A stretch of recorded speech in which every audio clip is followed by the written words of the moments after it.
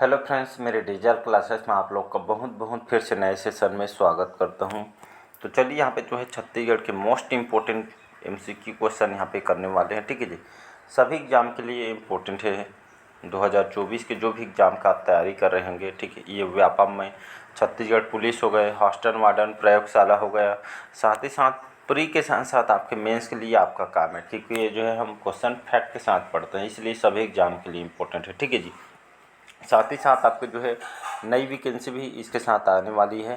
कृषि विभाग में लगभग 500 से ज़्यादा वैकेंसी आने वाली है। ठीक है, आप न्यूज़ देखे होंगे। साथ ही साथ आपको जो है आपके 112 में जो है वैकेंसी आने वाली है। ठीक है जी, तो ये लगभग बहुत सारी वैकेंसी और आपकी जो है आने वाली है, तो बढ़िया तरीके से आपको जो है तैयारी करते रहना है। ठीक है जी, ऐसा नहीं मतलब वैकेंसी आएगा तो हम तैयारी करेंगे, तो उस वैसे सोचेंगे तो आप कभी आपका सिलेक्शन नहीं होगा। ठीक है जी, सिलेक्शन उसी का होता है जो आप पढ़ते रहता है, कंटिन्यू रहता है। ठीक है जी, और एक चीज़ और है, जितने भी वीक सब्जेक्ट है, आपको वीक सब्जेक्ट होगी उसमें बढ़िया तरीके से तैयारी करते रहिएगा। ठीक है जी, तो चलिए स्टार्ट करते हैं। बाकी आप समझदार हो, आज के सेशन स्टार्ट करते हैं। पहले बार आए हैं तो चैनल को सब्सक्राइब करके रख लीजिए ताकि नोटिफिकेशन आप तक पहुंच। तो स्टार्ट करते हैं। पहला क्वेश्चन है कि छत्तीसगढ़ के प्रथम इतिहासकार कौन है। ठीक है जी, तो छत्तीसगढ़ के प्रथम इतिहासकार हैं बाबू रेवाराम, गोपाल मिश्र जी, कनिंघम जी या लोचन प्रसाद पांडे। तो इसका जो करेक्ट आंसर हो जाएगा बाबू रेवाराम। ठीक है, इनको जो है छत्तीसगढ़ के प्रथम इतिहासकार इनको कहा जाता है। इन ये भजन है इनके जो व्यापक प्रचार जो है इन्हीं के द्वारा हुआ था। ठीक है, प्रचार प्रसारक इन्हीं के द्वारा हुआ था छत्तीसगढ़ में। और छत्तीसगढ़ में जो है कहाँ के रहने वाले थे। ठीक है, ये रतनपुर क्षेत्र के जो है जाने माने जो है हमारे कवि हमारे छत्तीसगढ़ के। ठीक है, ये क्वेश्चन बहुत बार आपका जो पीएससी प्री में, आईटीआई प्रिंसिपल में, व्यापम में लगभग 4-5 बार ये क्वेश्चन आपका आया हुआ है। ठीक है जी, साथ ही साथ जो है छत्तीसगढ़ के प्रथम जो है इनको इतिहास कहा जाता है, इतिहासकार भी कहा जाता है। इनकी संस्कृत में रचना है गीता माधव, गंगा लहरी, सार रामायण, ये बहुत इंपॉर्टेंट। ठीक है, और हिंदी में इनकी जो रचना है विक्रम विलास, रत्न परीक्षा, कृष्णमाला, रामाश्वमेघ और तारिके हयवंशी जो है हिंदी में इनकी जो है प्रमुख रचना है। ठीक है, तो ये सभी को आपको याद रखना है, इंपॉर्टेंट है। ऑप्शन में आपका लोचन प्रसाद पांडे भी दिया गया है। ठीक है, इनसे भी क्वेश्चन पूछ सकता है। ये जो है जांजगीर चांपा के बालपुर के रहने वाले हैं। ठीक है जी, लोचन प्रसाद पांडे। कलिकाल कलिकाल कलिकाल जो कि छत्तीसगढ़ के जो है प्रथम नाटक माने जाते हैं। ठीक है जी, लोचन प्रसाद पांडे को। इनके दो मित्र ये जो है इनकी उपन्यास है। ठीक है, तो इसको भी याद रखना है आपको। अगला क्वेश्चन देखते हैं कि छत्तीसगढ़ के प्रथम पुरातत्ववेत्ता कौन है। शंकर तिवारी, माधव राव सप्रे, लोचन प्रसाद पांडे या कनिंघम। इसका सी ऑप्शन हो जाएगा करेक्ट। छत्तीसगढ़ के प्रथम पुरातत्ववेत्ता किसको कहा जाता है, तो लोचन प्रसाद पांडे जी को कहा जाता है। ठीक है, बाकी के बारे में अभी बताया हूँ। अगला क्वेश्चन है कि जो है चितवा डोंगरी। ठीक है जी, चितवा डोंगरी का गुफा कौन से जिले में स्थित है। ये आपका व्यापम में भी आया हुआ है और आपका पीएससी में रिपीट हुआ है। ठीक है जी, तो चितवा डोंगरी का गुफा है दुर्ग जिले में, राजनांदगांव में, रायगढ़ में या आपके बालोद जिले। तो चितवा जो डोंगरी है कौन से जिले में है, चितवा डोंगरी का गुफा ये आपका राजनांदगांव में है। ठीक है जी, बी ऑप्शन यहाँ पर करेक्ट आंसर होगा। और ये जो है पाषाणकालीन गुफा है और ये जो किस लिए प्रसिद्ध है, शैल चित्र। ठीक है, ये आपके शैल चित्र के लिए जो बहुत ही प्रसिद्ध है। यहाँ पे ड्रैगन आकृति के जो है चित्र मिली है और कहा जा रही है जो है चीनी कलर। ठीक है, चीनी कला के जो है अभिव्यक्ति के प्रमाण यहाँ पे मिले हैं। ठीक है जी, पीएससी प्री और व्यापक में क्वेश्चन आया हुआ है। ठीक है जी, इसका जो है बी ऑप्शन यहाँ पे करेक्ट आंसर हो जाएगा। नेक्स्ट क्वेश्चन देखते हैं। चलिए फोर्थ क्वेश्चन है कि छत्तीसगढ़ के मैकल क्षेत्र में प्राचीन काल में निम्नलिखित किस राजवंश का शासन था।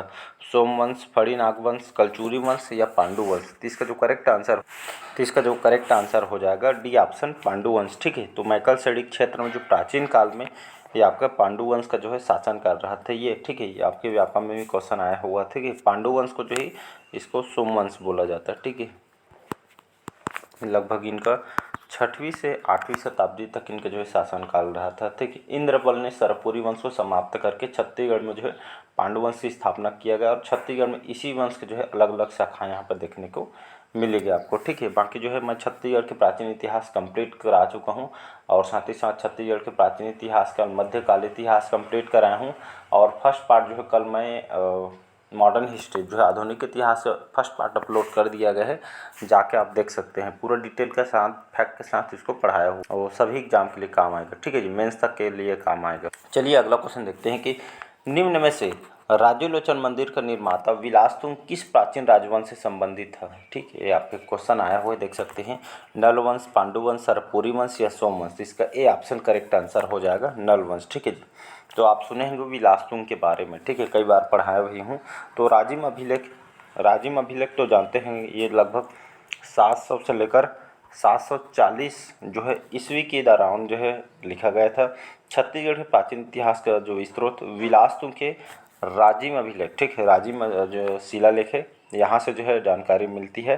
और लगभग 7वीं से 8वीं शताब्दी के दौरान विलासतुंग ने राजिम में राजोलोचन मंदिर का जो है निर्माण इन्होंने कराया गया था। ठीक है, और यहाँ पे जो है नोट करके लिखेंगे कि राजोलोचन मंदिर का जीर्णोद्धार कलचुरी शासक पृथ्वीदेव द्वितीय ने, उनके जो सेनापति थे जगतपाल के द्वारा जो है किया गया। यहाँ से बहुत सारे क्वेश्चन आपसे पूछे जा सकते हैं कि जो है राजिम अभिलेख है किसके द्वारा लिखा गया था? विलासतुंग के द्वारा लिखा गया था। 700 से 740 ईस्वी के दौरान इसको लिखा गया था। ठीक है, विलासतुंग के राजिम शिलालेख यहाँ से मिलती ही प्राचीन स्रोत। ठीक है, और विलासतुंग ने राजिम में राजोलोचन मंदिर का जो है निर्माण इन्होंने कराया था। ठीक, विलासतुंग ने करवाया था। ठीक है जी, लेकिन जीर्णोद्धार पृथ्वीदेव द्वितीय के द्वारा करवाया गया। ठीक है, यहाँ से आपके मेंस में भी आया है, व्यापम में आया है, एसीएफ के पेपर में आया, मतलब भाई 3 से 4 एग्जाम में क्वेश्चन यहाँ से आए हुए हैं। चलिए नेक्स्ट क्वेश्चन देखते हैं, 5वां क्वेश्चन की रामायण काल में छत्तीसगढ़ को किस नाम से जाना जाते हैं? ठीक है, रामायण काल में छत्तीसगढ़ को किस नाम से जानते थे? या इसको घुमा के भी क्वेश्चन पूछ सकते थे कि जो है रामायण काल में जो है छत्तीसगढ़ को किस नाम से जानती थी, राजधानी किस नाम, मतलब घुमा के एक क्वेश्चन से कई क्वेश्चन तैयार होते हैं। ठीक है जी, तो अलग अलग काल में, चाहे महाभारत काल पढ़े चाहे रामायण काल में, जो है अलग अलग काल के नाम से उसको जो है मतलब स्थान को अलग अलग नाम से जाना जाता था। ठीक है, प्राचीन नाम अलग था उनका, जिसको अभी हम दूसरे नाम से जानते हैं। तो रामायण काल में पूछा गया कि छत्तीसगढ़ को दक्षिण कोसल के नाम से जाना जाता है। ठीक है, तो इस काल में जो है छत्तीसगढ़ का नाम दक्षिण कोसल था। और राजधानी पूछे तो कुशस्थली थी। ठीक है, कुशस्थली राजधानी थी। ठीक है, और इसी समय बस्तर का नाम दंडकारण्य था। ठीक है, कई बार एग्जाम में आपका दंडकारण्य पूछा गया है बस्तर से भी। ठीक है, तो इसको आपको याद रखना है। ये आपका एसीएफ के पेपर में, ठीक है, एसीएफ के पेपर में पीएससी प्री में पूछा गया था 2 से 3 बार। ठीक है जी, ये वाला क्वेश्चन, ये आपके दक्षिण कोसल और उसकी राजधानी कुशस्थली। ठीक है जी, और उस समय दक्षिण कोसल के जो भाषा क्या हुआ करती थी, तो कोसली हुआ करती। ठीक है, कोसली, और छत्तीसगढ़ की प्राचीन भाषा कोसली उस समय भाषा थी। ठीक है, तो इसको आपको याद रखना। और अगर महाभारत काल में जाएंगे, चलिए महाभारत काल में महाभारत काल में छत्तीसगढ़ का नाम क्या था? तो उस समय इसको जो है प्राक कौशल। ठीक है, प्राक कौशल याद रखिएगा, कहीं से भी उठा क्वेश्चन, प्राक कौशल महाभारत काल में कहा जाता है। अब बस्तर को जो है कांतार कहा गया। ये जो मैं इसको महाभारत काल का बता रहा हूँ। ठीक है, रामायण काल का तो अलग बता दिया, महाभारत काल में इस नाम से जाना जाता है। ठीक है, प्राचीन इतिहास कंप्लीट पढ़िए, उसमें पूरा डिटेल पढ़ाया हुआ। चलिए अगला क्वेश्चन देखते हैं कि इस राज्य में प्राचीन काल में निम्नलिखित में से कौन सा जो राजवंश सर्वप्रथम आया था? ये आपका पटवारी व्यापम में आया हुआ है। राजर्षि तुल्यकुल वंश, सरपुरी वंश, पांडु वंश या नल वंश? तो इसका जो करेक्ट आंसर हो जाएगा राजर्षि तुल्यकुल वंश। ये जो है प्राचीन काल में जो है ये जो राजवंश है सर्वप्रथम यहाँ पे आए हुए थे। ठीक है, और ये आपकी राजधानी इन्होंने आरंग को बनाई थी। ठीक है, जिसको हम मंदिरों की नगरी के नाम से प्रसिद्ध है आरंग, रायपुर जिले के अंतर्गत आती थी। 4वीं से 6वीं शताब्दी तक इनका जो शासनकाल रहा था। ठीक है जी, ये आपका कहाँ से पता चलता है? तो आरंग अभिलेख जो भीमसेन द्वितीय के, यहाँ से इसकी जानकारी मिलती है, राजर्षि तुल्यकुल वंश के। और इसी जो अभिलेख है राजर्षि तुल्यवंश के शासकों के बारे में जानकारी यहाँ पे मिलती है। कौन सा अभिलेख? आरंग अभिलेख। ठीक, भीमसेन द्वितीय से। ठीक है जी, जिसमें सूरा, दैत्य प्रथम, विभीषण, भीमसेन द्वितीय, ये सभी इसके जो है राजर्षि तुल्यकुल वंश के जो है शासक हैं। ठीक है, और इस राज्य के प्राचीन काल में सर्वप्रथम राजवंश यही था। ठीक है, राजर्षि तुल्यकुल वंश। ठीक है, तो इनसे बहुत सारे क्वेश्चन आपके आए हुए हैं। नेक्स्ट क्वेश्चन, चलिए अगला क्वेश्चन है कि छत्तीसगढ़ में पाषाण कालीन जो साक्ष्य सबसे लंबी गुफा ये आपका स्थित है अर्जुनी में, टेरम में, बोतलदा में या करही भदर में, ठीक है। तो छत्तीसगढ़ में पाषाण काल या पाषाण कालीन जो साक्ष्य सबसे लंबी गुफा कहाँ पे देखा गया है, तो ये आपके बोतलदा की गुफा, सी ऑप्शन करेक्ट आंसर हो जाएगा, ठीक। तो बोतलदा की गुफा कहाँ पे है, तो ये आपका रायगढ़ जिला में है। और बात बोतलदा की जो गुफा है ये छत्तीसगढ़ के सबसे लंबा गुफा है, ठीक है। और रायगढ़ जाएंगे तो बहुत सारे गुफा है, जैसे आपका बसनाझर, टीपाखोल, आपका ओंगना, बेनीपाट, ये सही बहुत सारे गुफा आपको जो यहाँ जो है देखने को मिलेगा। और शैल चित्र के लिए बहुत ही प्रसिद्ध है रायगढ़, ठीक है जी। अगला क्वेश्चन है कि निम्नलिखित में से प्राचीन काल में किस राजवंश ने इस राज्य पे जो है शासन नहीं किया है। व्यापम में क्वेश्चन आया है, सरपुरी वंश, पांडु वंश, नल वंश या मौखरी वंश, ठीक है। आप छत्तीसगढ़ प्राचीन इतिहास पढ़े होंगे बुक में भी या मेरे से भी पढ़े होंगे, तो मैं जो है कंप्लीट करा चुका हूँ, ठीक है जी। तो इसमें जो है मौखरी वंश के बारे में हम नहीं पढ़े हैं। सरपुरी वंश, पांडु वंश और नल वंश, ये जो है तीनों वंश जो है आप ऐसे भी अंदाज़ा लगा सकते हैं, ठीक है जी। तो इसका जो है ABC करेक्ट आंसर हो जाएगा। तीनों बाकी मौखरी वंश जो है ये जो है मतलब जो है प्राचीन काल में इस राजवंश से शासन नहीं किया है, ठीक है। व्यापम में आया हुआ क्वेश्चन। चलिए अगला क्वेश्चन है कि प्राचीन छत्तीसगढ़ में, ठीक है, प्राचीन काल छत्तीसगढ़ में पांडु वंश के निम्नलिखित किस शासक ने मौखरी वंश के जो राजकुमारी रानी मास्टर से विवाह किया था, तिवरदेव, चंद्रगुप्त, हर्षगुप्त या महाशिवगुप्त। तो इसका जो करेक्ट आंसर हो जाएगा सी ऑप्शन हर्षगुप्त, ठीक है जी। तो हर्षगुप्त जो है इनके बारे में पढ़ाया था कि हर्षगुप्त इनका विवाह जो मगध जो है मौखरी वंश के राजा सूर्यवर्मा के पुत्री जो है रानी वाष्टा से इनका विवाह हुआ था, ठीक है। और हर्षगुप्त की मृत्यु के पास जो रानी वाष्टा हैं इन्होंने, ठीक है, महाशिवगुप्त बालार्जुन के शासनकाल में सिरपुर में, कहाँ पे, सिरपुर में इन्होंने जो है एक प्रसिद्ध लक्ष्मण मंदिर का जो है निर्माण इन्होंने कराया था, ठीक है। कहाँ पे, सिरपुर में, इसको याद रखना है, ठीक है। और ये लाल ईंटों से निर्मित गुप्तकालीन ये श्रेष्ठ उदाहरण माना जाता है, ठीक है। और ये भगवान विष्णु जी को जो है मंदिर है, ठीक है। बहुत ही इंपॉर्टेंट क्वेश्चन है, इससे यहाँ से लगभग 2 से 3 बार क्वेश्चन यहाँ से रिपीट हुआ है। और ये क्वेश्चन हाल ही के PSC प्रीव्यू में यहाँ से क्वेश्चन आए हुए हैं, ठीक है जी। चलिए अगला क्वेश्चन देखते हैं। निम्नलिखित में से किस पांडुवंशी शासक के समय में ह्वेनसांग सिरपुर आया था, महाशिवगुप्त, तिवरदेव, हर्षगुप्त या चंद्रगुप्त। तो इसका जो करेक्ट आंसर हो जाएगा महाशिवगुप्त बालार्जुन कहा जाता है, ठीक है। एक जो है पांडुवंशी शासक हैं, इन्हीं के समय में ह्वेनसांग जो है सिरपुर आया था। ये आपके PSC में कई बार रिपीट किया चुके हैं, ठीक है जी। तो महाशिवगुप्त बालार्जुन इनका कार्यकाल अगर देखेंगे तो 595 से लेकर 655 ईस्वी तक इनका शासनकाल रहा है, ठीक है। इनको जो है परम महेश्वर के जो उपाधि इनको दी गई थी, ठीक है। महाशिवगुप्त बालार्जुन को शासनकाल जो है छत्तीसगढ़ के इतिहास का स्वर्ण काल माना जाता है, ठीक है। ये महाशिवगुप्त बालार्जुन और पांडुवंश शासकों में सर्वाधिक समय तक शासनकाल महाशिवगुप्त जो है बालार्जुन का जो है मतलब सर्वाधिक समय तक इन्होंने शासन किया, ठीक है।